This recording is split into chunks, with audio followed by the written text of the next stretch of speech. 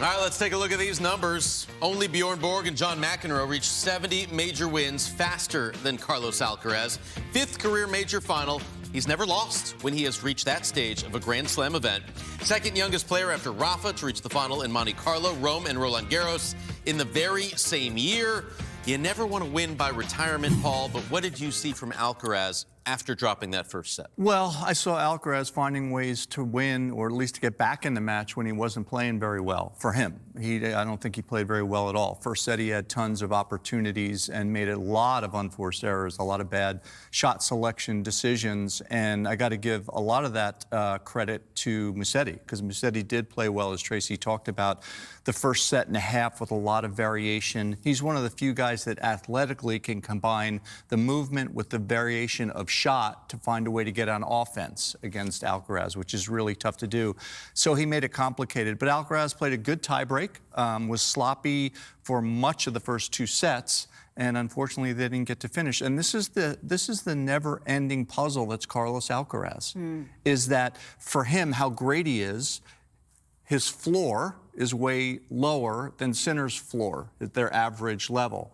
But when they play their best, it seems Alcaraz is a little better. And he seems to play his best against Sinner. And he's going to have to, because if he doesn't, he's going to lose, because Sinner's been playing great. So it's such an interesting kind of sociological study of someone's personality and how it matches up to their tennis game, because the gamut between really good and not so good is further apart than most great players. Yeah, one of the things that's fascinating about watching great players is how they find ways to win when they aren't playing their best. And obviously at a Grand Slam, at a major over 2 weeks, you're not going to be playing your best, day in and day out. But you would have expected Alcaraz to come out a little more ready in the semifinal. And I think that was kind of the one uncertainty, although Lorenzo Musetti, he had to play out of his shoes almost to get that first set the way he did. And part of that was the physical toll that it took on his body, that it takes on anybody to try to beat these top guys. So, there's a couple sides to the coin, but for sure, Alcaraz is going to have to come out with a better start. He's going to have to play better